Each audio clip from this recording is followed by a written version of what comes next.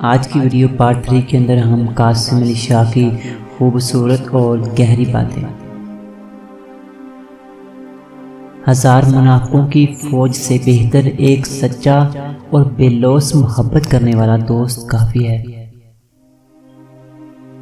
بے شک علم اپنے آپ سے بیگانہ کر دے، لیکن اپنوں سے بیگانہ کر دینے والا علم جہالت ہے۔ انسان سیکھنے پر آئے تو دوسروں کی غلطیوں سے سیکھ لیتا ہے، اور نہ سیکھنا چاہے تو خود ہزار غلطیوں کرنے کے بعد بھی نہیں سیکھتا۔ سوچ تبدیل کرنے کے بعد اندازہ ہوتا ہے کہ جو کچھ ہم کرتے چلے آ رہے ہیں وہ در حقیقت ہماری اپنی سوچ کا نتیجہ ہے۔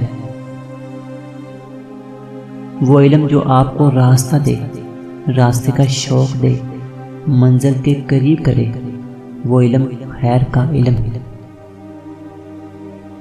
ایسے علم سے لا علمی بہتر ہے جو اپنوں کو پرایا کرتے ہیں۔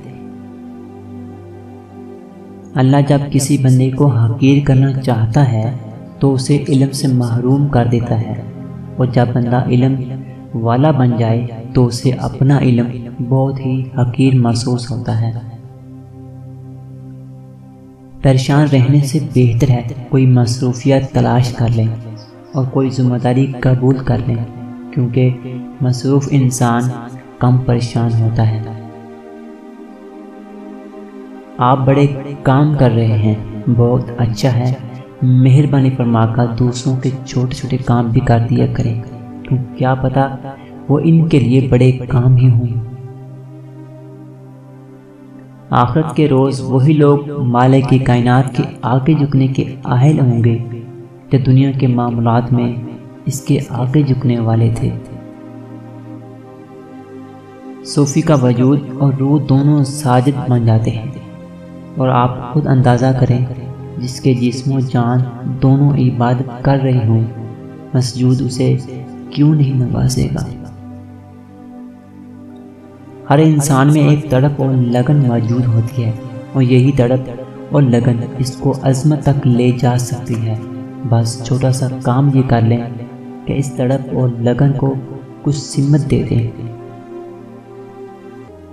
ہمیں فزکس، کیمسٹری اور ریاضی پڑھنے والے استاد کے ساتھ ساتھ ایک ایسا استاد کی بھی ضرورت ہوتی ہے جو غفلت کی زندگی کو شعور کی زندگی میں بدل دے۔ روحانیت کانٹوں کے درمیان پھول بننے کا نام ہے، اندھیروں میں روشنی کا نام ہے۔ نفرتوں کے درمیان محبت بانٹنے کا نام روحانیت ہے۔ بعض اوقات ناکامی ہمیں یہ سکھا رہی ہوتی ہے کہ یہ تمہارا کام نہیں، تم کسی اور کام کے لیے پیدا ہوئے ہو۔ اچھا انسان معافی بھی جلدی مانگ لیتا ہے اور معاف بھی جلدی کر دیتا ہے۔